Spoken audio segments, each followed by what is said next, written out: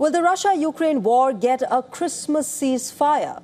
Well, in the latest few days, Berlin has served as the peace point where American and Ukrainian teams have converged to talk about ending the war.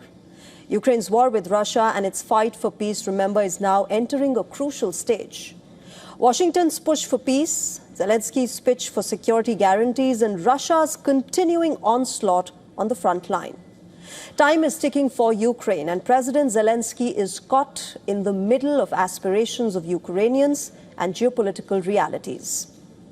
The high-stakes negotiations that took place in Berlin saw American envoy Steve Witkoff and Donald Trump's son-in-law Jared Kushner hold talks with the Ukrainian president and European leaders, where they decided on some significant issues.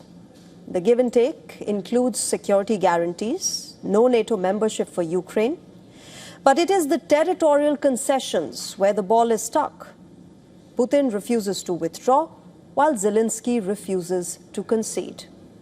Speaking in the Dutch parliament, Zelensky accused Russia of aggression. In fact, he also spoke of the Russian demand of withdrawing Ukrainian troops from the Donbas region.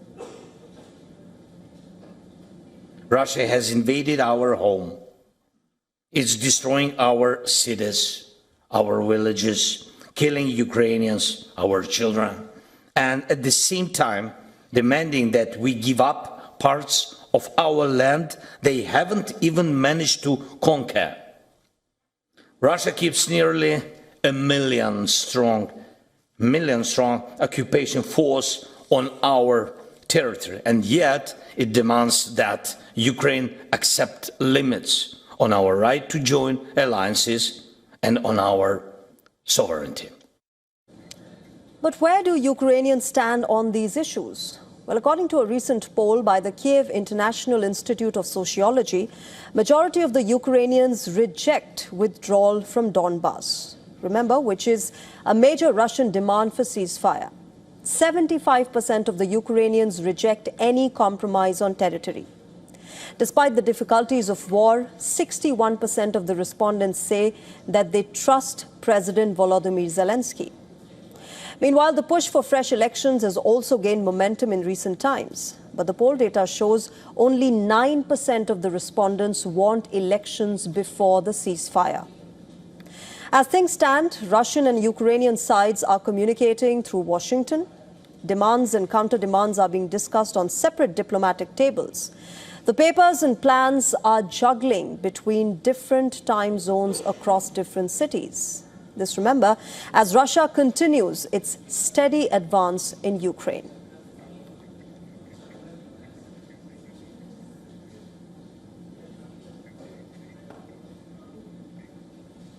All right, let's get a perspective on the Berlin talks and where the peace deal might be headed. I'm joined by Dr. Glenn Diesen. He's a professor of international relations at the University of Southeastern Norway. He's joining us from Oslo at the moment. Dr. Diesen, thank you very much for speaking with us at WION. Can I begin by asking you how you see the Berlin talks proceedings? There's the territorial concessions, which is the ball that is stuck in these entire talks. Rest of them perhaps have been adjusted somewhat, whether it's the security guarantees or now Zelensky saying that it's fine, we won't take the NATO membership. But how do you see these Berlin talks now moving forward?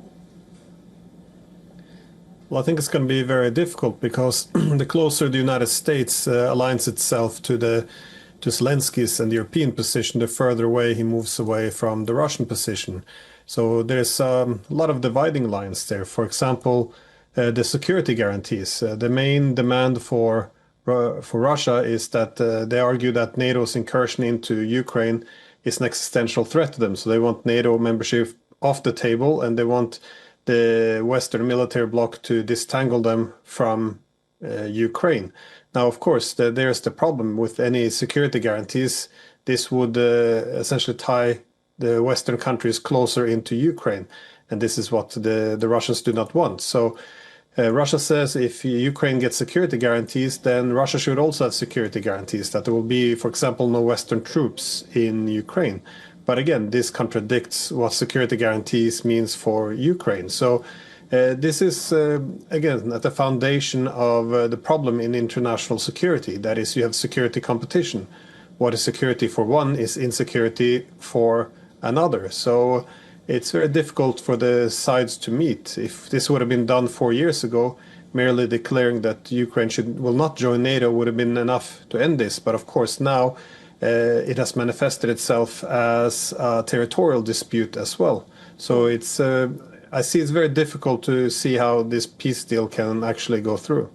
You know, it's also interesting, Dr. Deason, that you talked about the duality of international geopolitics, and that is something that is seen in the fact that President Zelensky has taken a U-turn on the NATO membership, something that was the crux of this entire war.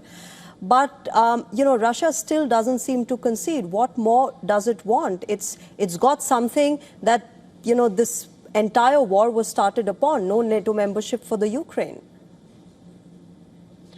Well, they also don't want any de facto NATO membership, and that's the problem. That's the security guarantee. So, but again, I think it doesn't have to be either or. There's always a middle ground to be reached. So, for example, I've heard talks about security guarantees, perhaps meaning that the US would have weapon storages outside of Ukraine, perhaps on Polish territory, which the US would then open up and send to Ukraine if Russia would attack Ukraine in the future. And then, of course, there could be a clause that if it's Ukraine that initiates the hostilities, then they would not send this weapon. So there are middle grounds that can be reached. The problem is, that it's very difficult because of all the animosity now to actually do what is the first step in reaching a peace, which is a mutual recognition of security concerns. That is, you know, Ukraine has legitimate security concerns about Russia in the future, but Russia also have very legitimate security concerns about NATO's further moving towards its borders. So, but of course there is an opportunity here, though. And therefore, in the same breath, Dr. Deason, can I then ask you whether Volodymyr Zelensky finds himself caught between peace and pride? On the one hand, he wants a peace deal, he wants peace in his country, but he's also got pride coming in the way, because if you give up territories, if you give in to Russian and American demands, then, you know, what sort of a leader will you be called domestically and globally? No, well, he stands on very thin grounds. That is, his popularity has dropped significantly. He's involved in all these corruption scandals. If he gives too much of a concession towards Russia, be it in terms of restoring Ukraine's neutrality, which includes NATO, of course, or cedes any of the territories which are now claimed by Russia, then, of course, the nationalist groups, which the Americans have also financed over the years, and as well as the Europeans, they might come after him. Keep in mind that Zelensky himself actually won on a peace platform back in 2019. That is that 73% of Ukrainians voted for him because he was going to talk to Donbass. He was going to implement the Minsk agreement.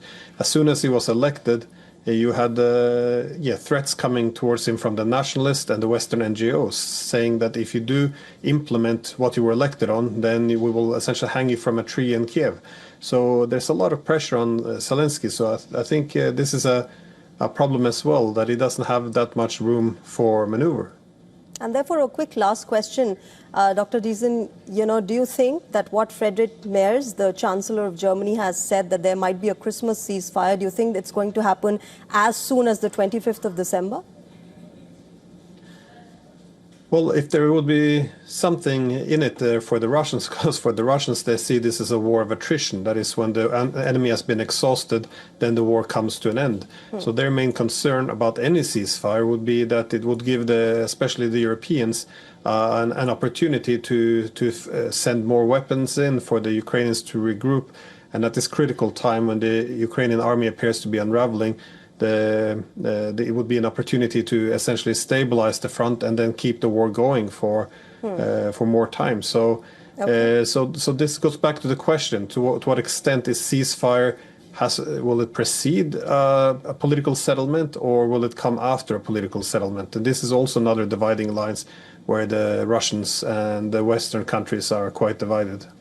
Absolutely, and it's not a ceasefire now, it's a permanent peace deal that both sides are looking at. Let's wait and watch when that happens. We'll leave it there. Dr. Glenn Deason, thank you very much for speaking with us at WION and sharing your perspective.